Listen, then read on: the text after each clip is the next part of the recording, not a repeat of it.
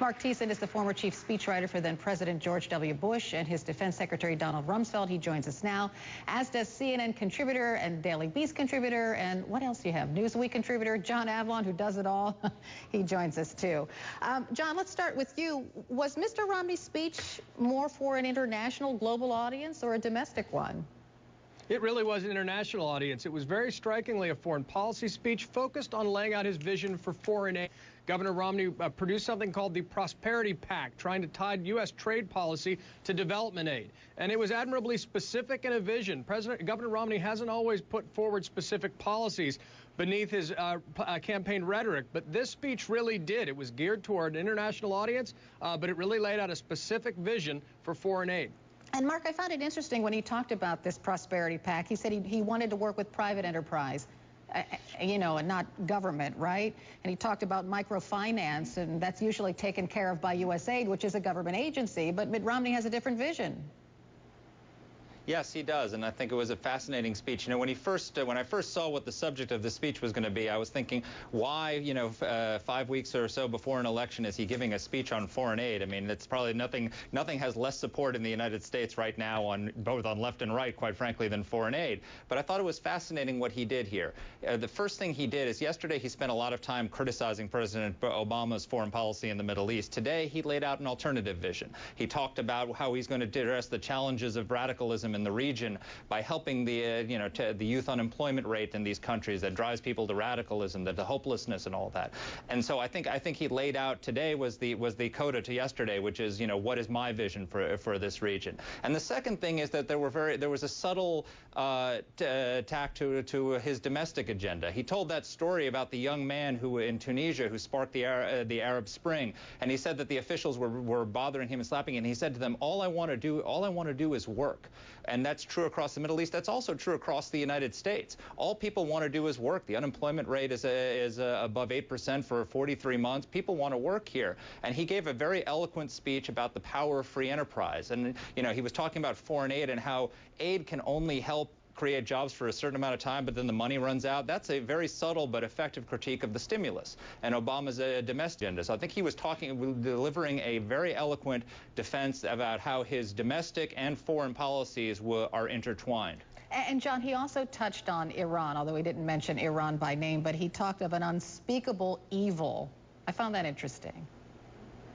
I mean, I think Mark makes a great point with regard to the way that this speech, while being about foreign aid and foreign policy and a philosophic vision, does connect to a lot of domestic philosophical goals that Governor Romney set out. And certainly Iran has been one of the consistent themes he has hit on foreign policy since really early days in his campaign. This has been a core critique, a core pitch, not only to consolidate his base, but to try to say that the president has failed because Iran continues to make progress towards the nuclear bomb.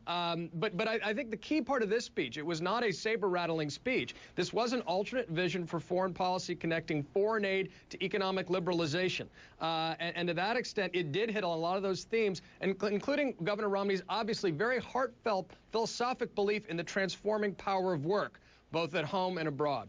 All right, Jim Acosta, he's our CNN national political correspondent. He was front and center for Governor Romney's speech. He's live with us now. How did Mr. Romney's speech go over? Well, Carol, I can tell you that the joke that he opened up with at this event went over very well with the crowd.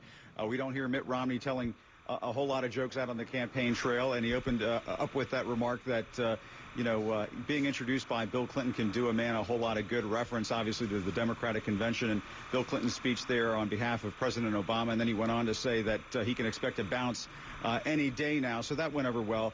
I will tell you, Carol, this was a serious speech. This is not the kind of speech that you see Mitt Romney give out on the campaign trail in terms of going really to sort of a nonpartisan message, not only to people here in the United States, but around the world. And he unveiled what he described as prosperity pacts, which is really sort of a window inside his ideas for foreign aid in a future Romney administration. As you heard John Avlon saying just a few moments ago, Mitt Romney would tie some of that foreign aid, some of that foreign assistance to opening up trade barriers in countries across the world. So that was some of what he talked about. But there was also some politics involved in this speech as well. He mentioned the fact that manufacturing jobs have gone down in the last few years. That was a dig at the president. He talked about some of the recent problems on the world stage, the assassination of the U.S. ambassador to Libya, Chris Stevens. That was also mentioned in the speech.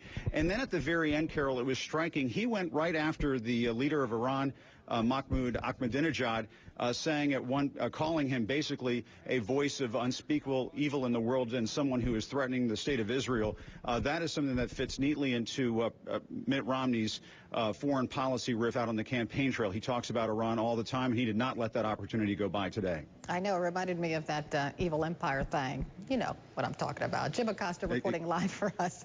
Thank you so much. Yeah, thank you so much. Mark Thiessen, John Avlon, thanks to both of you. We're going to take a quick break. We'll be back with more on the NFL and the replacement refs and the trouble ahead.